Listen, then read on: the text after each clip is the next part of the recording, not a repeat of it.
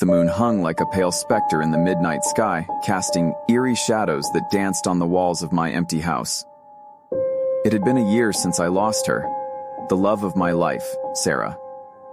Her memory haunted every corner, every room, a constant reminder of the happiness I had once known.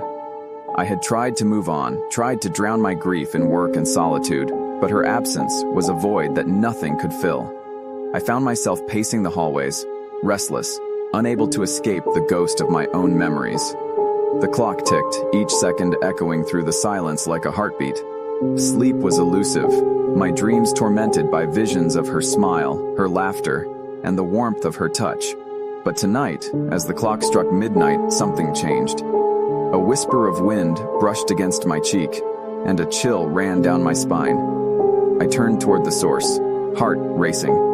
There, standing in the dim glow of the moonlight, was Sarah. My breath caught in my throat, disbelief warring with hope. She looked just as I remembered, her auburn hair cascading over her shoulders, her eyes sparkling with mischief.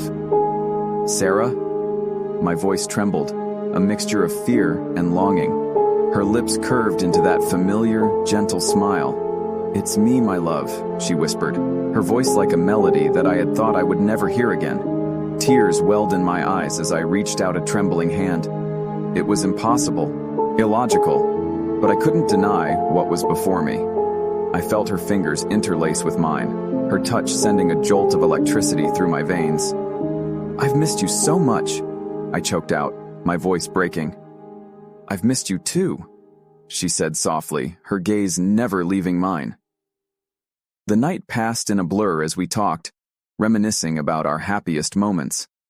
It was as if time had folded in on itself, erasing the pain of her absence. We laughed, we cried, and for a while, it felt like the world had righted itself.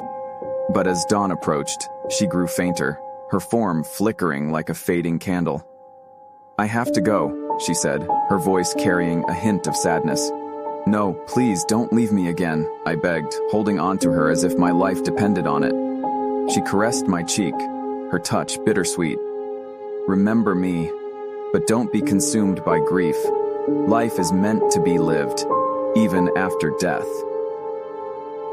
With those words, she dissolved into the early morning mist, leaving me with a heart heavy with both sorrow and gratitude. Days turned into weeks, and the memory of that night became both a comfort and a torment. I had seen her, felt her, and yet the rational part of me couldn't reconcile the experience with reality. But something had changed within me. I started to rebuild my life, finding solace in the memories of our love. As the months passed, I met someone new. Emily was kind, understanding, and patient with my lingering grief. She helped me open my heart again, and I began to believe that there could be happiness beyond the pain. One evening, as Emily and I were having dinner at the same table where Sarah and I had shared so many meals, a newspaper headline caught my eye.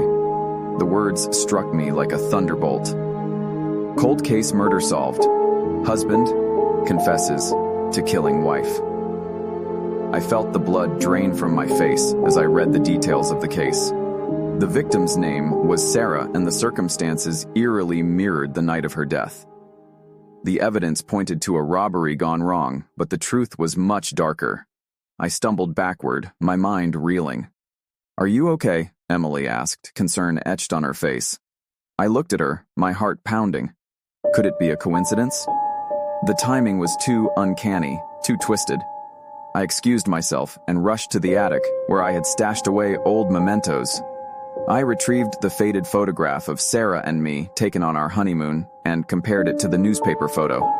The truth hit me like a freight train.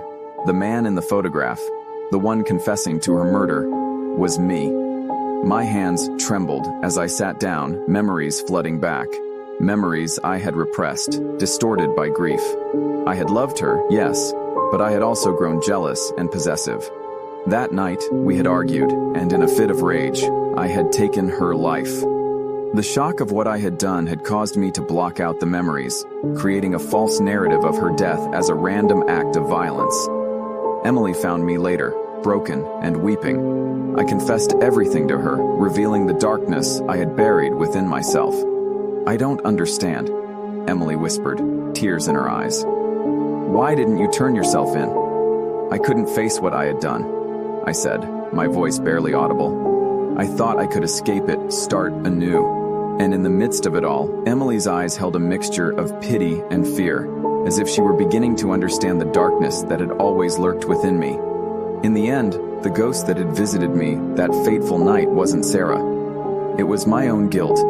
The twist of the story was the bitter realization that the true horror was me. I murdered my wife.